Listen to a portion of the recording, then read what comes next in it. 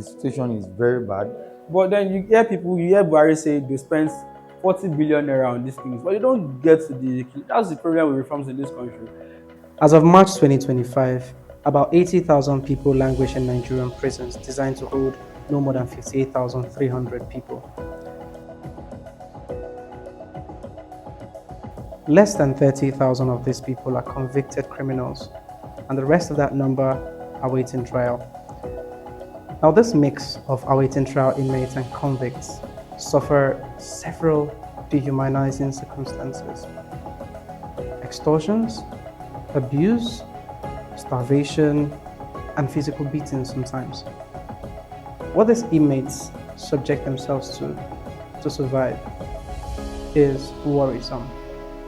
Because of poor feeding conditions, some are forced to go into sodomy, drug sales, or other illicit acts within the confines of the prisons just to survive. For as little as 5,000 naira, these inmates sell their bodies to other inmates. How much? 5K?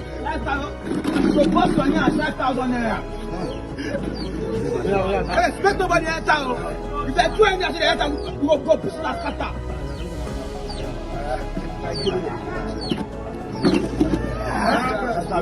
Wait, Sunday. Ask one question. Wait, calm down. You go Chico. How many times of now one. Yes. When? Yesterday. Wait. I didn't enter. But you never enter finish. Despite the Nigerian government's best efforts to convince the world that they run correctional facilities, in the real sense, what they run are prisons. Real, hardcore prisons. In 2024, it became clear to the world that the Nigerian prisons feed human beings with 750 naira. Meanwhile, they feed their dogs with 800 naira, a 50 naira difference that shows the dogs feed better than humans. This statistic becomes worse when you consider the foreign exchange value. 750 naira, that's $1.18 as of 2024. Now, what the federal government told Nigerians and told the entire world was that they're going to increase that figure to 1,250 or 1,300, give or take, as part of their 2025 appropriation bill. We looked into that budget and we found that figure, when converted to dollar, is about 85 cents. Now the discrepancy is this: 85 cents, given the country's current realities, the floating of the naira and the devaluation of the currency, means inmates now feed worse than they used to in 2024. Billion allocated to ration. It should interest us here that it's not only prisoners feeding that is inclusive in that 22 billion. We have feeding of prisoners, feeding of dog kennels, feeding of staff on training in 6 training institutions nationwide, feeding of vulnerable groups, and feeding of the radicalization programs. And these releases are on a monthly basis. We only receive releases from January to August as at now. And the past president have approved an increase of food ration from 450 to 750. And taking into consideration of these activities under that food ration, that money is grossly inadequate, sir. This becomes all the more worrisome when one considers that as of 2016, the average feeding per head of an inmate was 1,200 naira. As of that time, $1 was about 383 naira on average. What this means was that in 2016, an average inmate had $3 to feed. In 2024, they had $1.18, but in 2025, it fell down to just 85 cents, and it's only going to get worse. Welfare for inmates, we have found, has often been at the hands of the inmates themselves. They have to perform menial tasks, get funding from agencies, get people to bring donations to them before they can have a healthy meal, before they can even pay for their production warrants, things that should be the responsibility of the federal government. Now, most of these inmates lose their decency within these prisons.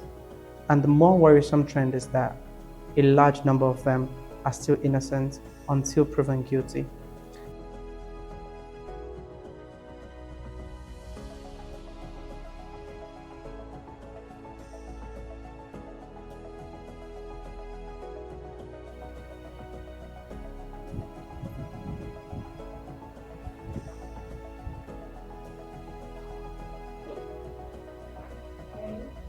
Yes, I am. Please sit. Thank you. Are you ready now? Yes.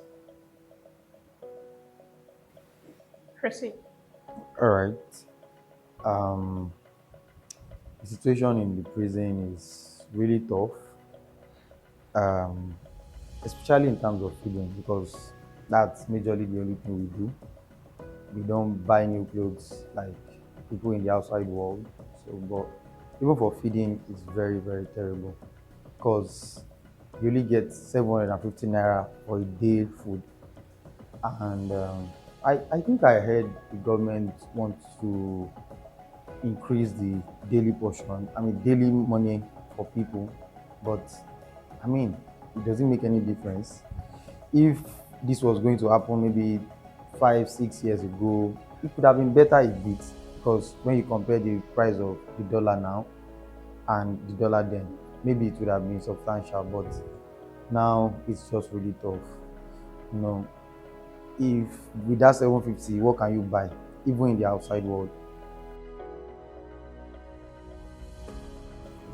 So in here, you see sick people, you see people with rashes, the eczema, all sorts of infection, and they cannot get adequate treatment. The reason is that facilities cannot cater to all of us. It's really small. So people have to wait their turn or make do by buying drugs by themselves. And even the drugs, the kind of drugs that we have in the center cannot cater to all types of illnesses.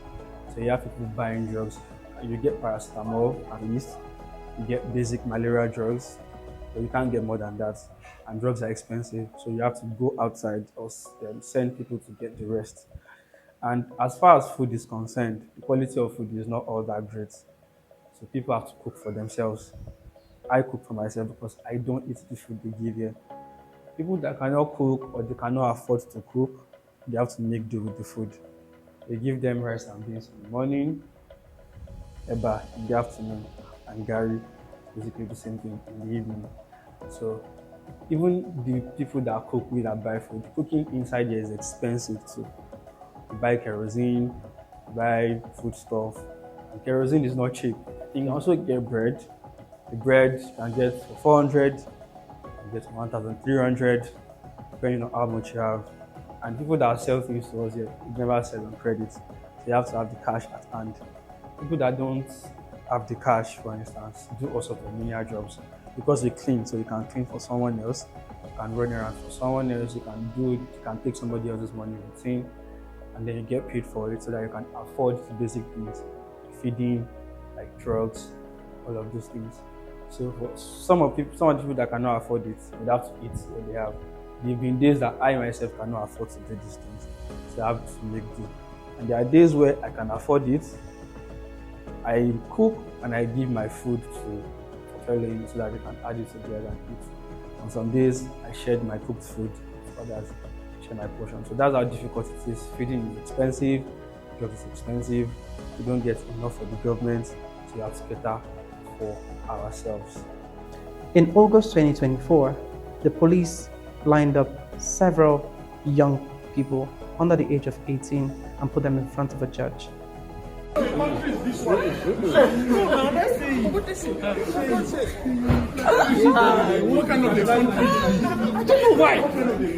These young Nigerians were made to spend days behind bars in the hands of the police. When they appeared in court, what the world saw were malnourished children, fainting in courtrooms, wailing, and crying for help. If they had been convicted, they would have had to serve prison sentences for felonies. I could have seen them spend donkey years behind bars. Now, the police defended their actions at the time and said, yes, they must have committed treasonable felony. But they were kids. And despite the police promising to investigate what led to that situation of the children looking the way they did, they never put out a report detailing what went on.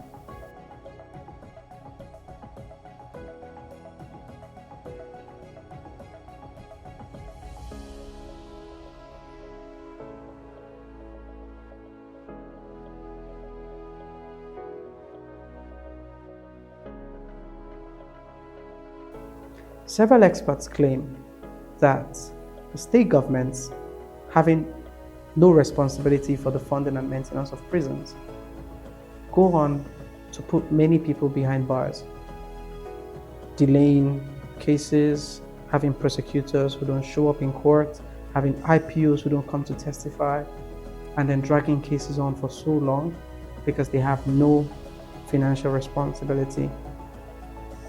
Now, some of these inmates have nowhere to turn to. Some of them take plea deals when they see they're facing a 5-year sentence for a crime they did not commit, and they spend up to 10 years languishing behind bars. They go for those kinds of deals. Several people who have spent time in custody have spoken to us, told us the state of the prisons, told us the things they have had to witness, the kinds of harrowing detail that make the prison look like a far cry from the correctional facility the government wants us to believe they are.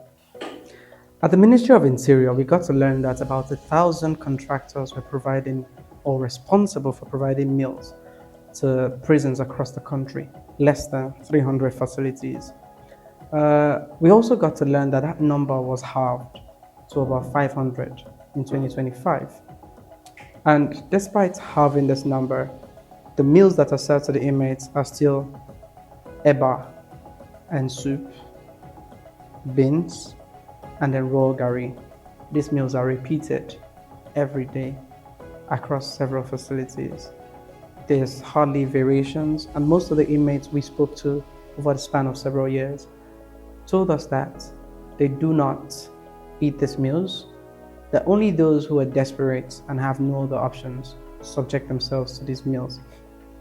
Most of the inmates who can afford it tend to not patronize, tend to not partake in these meal distributions. And it raises the question of diets, healthcare. Recently, the federal government decided to hire 50 doctors across the country's facilities, but this is not enough. The healthcare of the inmates is suffering, the nutrition of these inmates is suffering, and their general well-being, but nobody cares. Nobody cares enough to do anything about it. Bàtọ́ máa di 2009, wọ́n ṣe judgement, wọ́n ní wọ́n dájọ́ kú fún gbogbo wa, àwa mẹ́rẹ̀ẹ̀rin. Ọdún mẹ́sàn-án ni mo lò ní Láàrò Pírísì. A kò ní prison Láàrò, wọ́n gbé wa kó bẹ́ẹ̀, wọ́n gbé wa lọ sí Abẹ́òkúta. Ṣé ti yé yìí sí? Wọ́n ní kó lọ pa wá, nígbà tó ń lè kọ́ lọ pa wá, nígbà tó ń gbé wa débẹ̀. Ọlọ́run o, akọ́wọ́ olé ibi tó ń pààyàn yẹn, akọ́wọ́ olé gbogbo ẹ̀ dúdú ni. Kò sí kankan bẹ́ẹ̀ tó gbogbo ẹ̀ dúdú dáradára ni. Kábíyèsí Elédùmarè, ilé ayé pọ̀, kì í ṣe ilé ayé kan ló wà o. Oríṣiríṣi ilé ayé ló wà nínú ayé o. Ẹ jẹ́ ká ṣe jẹ́jẹ́ o. Bẹ́ẹ̀ yóò dá rárá. Bàtọ́ ṣe judgement ní 2016, High Court tuntun dájọ́ kú fún àìgé náà ni títí tó fi di 2023. Tí wọ́n bá lẹ̀ ti dájọ́ kú bẹ́ẹ̀ fún yàn, kò síbi tẹ́yàn tó fẹ́ gbé lọ mọ́. Gbà tó jà di 2023 yẹn ni àwọn tó wà ní welfare in charge. Mo ṣáàṣe lọ bá ẹjọ́ kan nìyẹn, bá ṣàlàyé fún lórí ọ̀rọ̀ yìí pé ẹ ṣàánú mi náà, ẹ mọ̀ pé mo ti pẹ́ ń bíbà yìí, mo ti lò ìyẹn ní last year, mo ti lò bíi 23 years nígbà yẹn.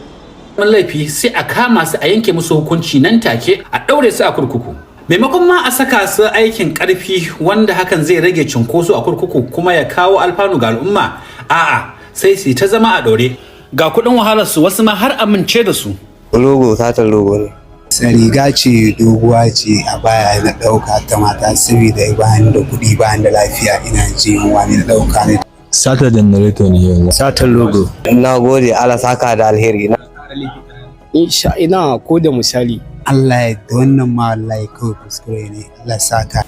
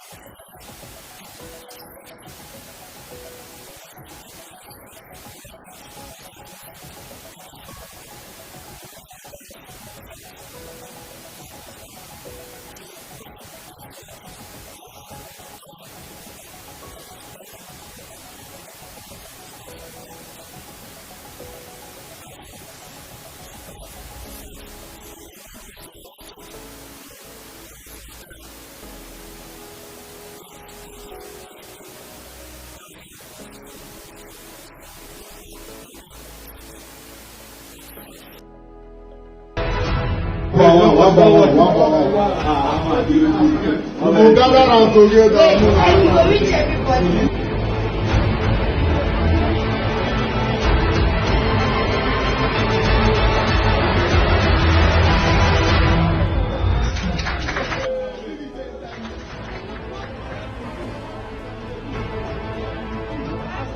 And as at that time, we were about 70 inmates in the court, in the cell.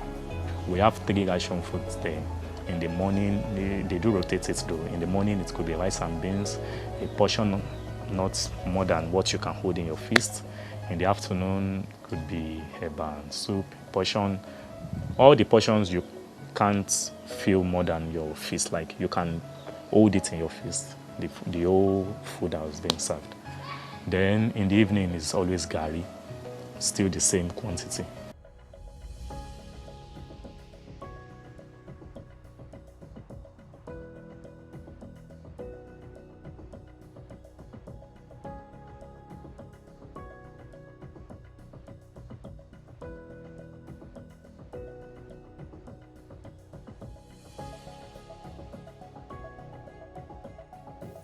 When we asked the Nigerian Correctional Service about information on the contractors feeding the Nigerian prisoners, they told us they couldn't give us that information. They said that it was a matter of national security. In February 2023, the Independent Corrupt Practices and Other Related Offences Commission received an anonymous petition against Pythagori Ismail, head of procurement for the NCOS Abuja. According to the petition, Ismail was helping to facilitate illegal procurement processes and awarding questionable contracts while enriching himself in the process. 2 years later, the petition has yet to hit a conclusion. This anonymous tipper told FIJ he helped receive cash to hand over to Ismail to favor contractors known to him.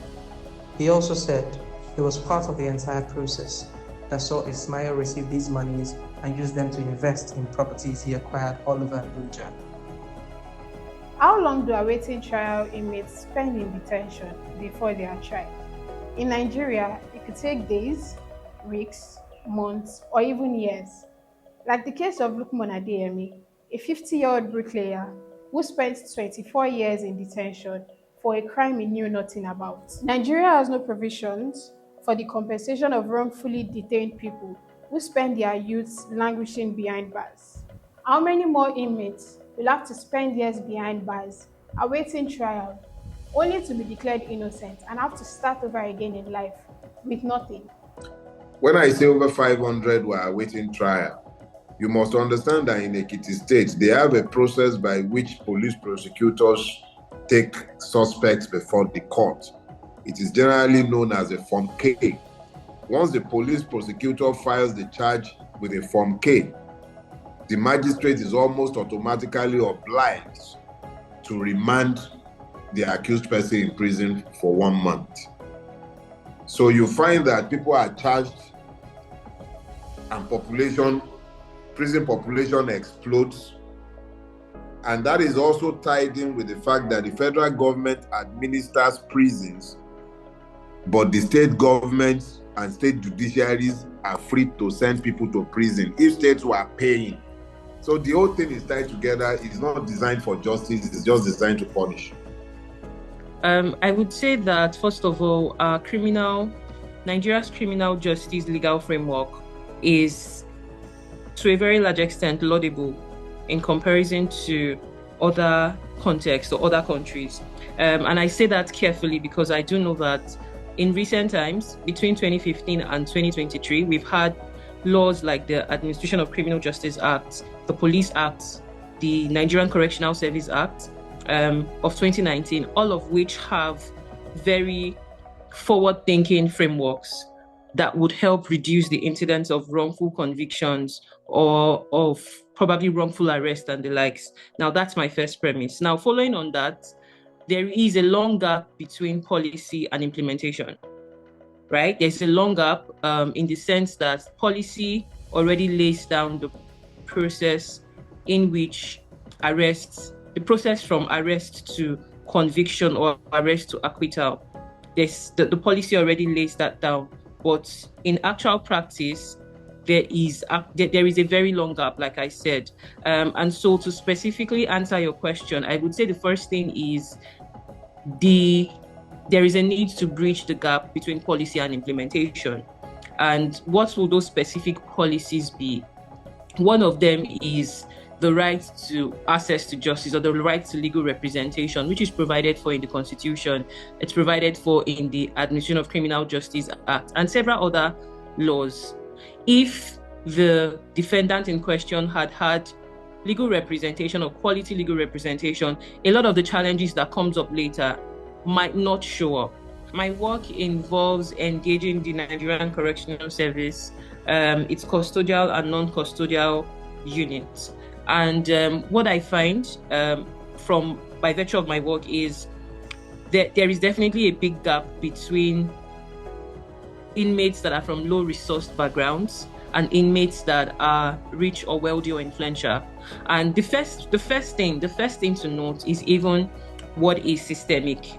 As at last year, that's as at 2024, inmates survive or inmates are fed based on a daily ration of 750 naira per day.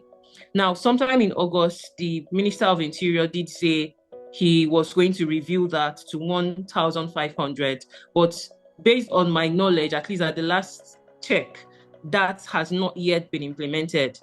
When you look at the prison population, at least I spent time in Ado-Ekiti prison. And I know that prison was designed to hold, I think, about 250 inmates. But as at the time of my incarceration, it had in excess of 800 inmates.